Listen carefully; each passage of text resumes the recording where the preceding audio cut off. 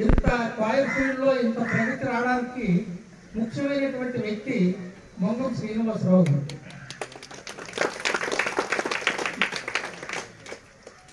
ఆయన్ని చూసి నేను పెట్టాను. ప్రతిదానికి ఒక పోటీ ఉంటేనే అభివృద్ధికి వెళ్తారు, పోటీ లేకపోతే అంత అభివృద్ధికి వెళ్తారు. ఆయన మీద నేను, నా మీద ఆయన.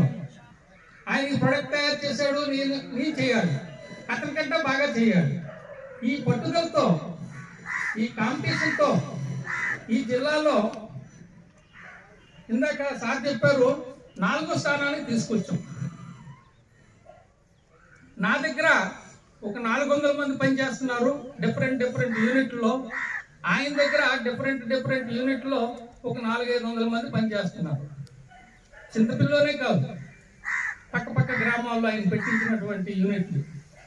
అంటే ఒక ఇంచుమించు 800 నుంచి 1000 మందికి ఎంప్లాయ్మెంట్ ఇవ్వగలుగుతున్నాము అంటే దీని అంతటికీ మంగం శ్రీనివాసరావు గారు మూల కారకులు. డబ్బులున్నవాడు వ్యాపారం పెడతాడు, వ్యాపారం పెట్టిన వాడికి పట్టుదల ఉంటే సాధిస్తాడు, అది వేరు. ఆయన 0 లెవెల్ నుండి వచ్చి ఇక్కడ ఇంత డెవలప్ చేశారు. ఆయనకి బయట ప్రపంచంలో ఎంత మంచి పేరు ఉందో, ఎంత పెద్ద గుర్తింపు ఉందో అది నాకు తెలుసు, మన ఊరు వాళ్ళకి తెలియకపోవచ్చు. అయితే ఇంత ఘనత సాధించడానికి ముఖ్యమైనటువంటి వ్యక్తి మంగం శ్రీనివాసరావు గారు.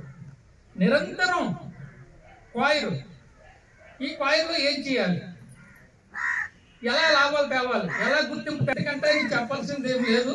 నేను ప్రాక్టికల్ అనుభవంతో చెప్తున్నాను. నేను కూడా నిరంతరం కష్టపడి మీకు, నా కొడుకు మంచి డెవలప్మెంట్లో ఉన్నాడు, డాడీ ఇవన్నీ ఎందుకు క్లోజ్ చేసుకోండి అంటే, వీళ్ళు క్లోజ్ చేస్తే ఇంతమంది ఎలా బతుకుతాం? గుడివాడ అగ్రహారంలో 30 మంది సేత్తాడు వేస్తుంటారు. ఆ సేత్తాడు మా ఆవిడ నడిపిస్తుంటుందండి. అయితే అండి మొన్న ఏదో కోపం వచ్చి నేను క్లోజ్ చేసేస్తానని చెప్పేసి అన్నారు ఆవిడ. అందరూ సాయంకాలం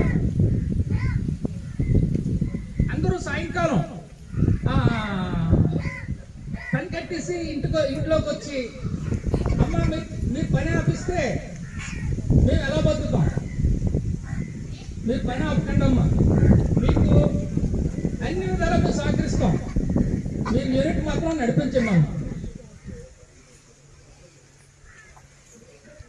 కాబట్టి ఈ అవకాశం నాకు ఇచ్చినందుకు శ్రీనివాసరావు గారికి, మన పెద్దలకి, మీ అందరికీ కూడా పేరు పేరున ధన్యవాదాలు తెలుపుకుంటూ ధన్యవాదాలు అప్పారావు గారు, చాలా సంతోషం. అయితే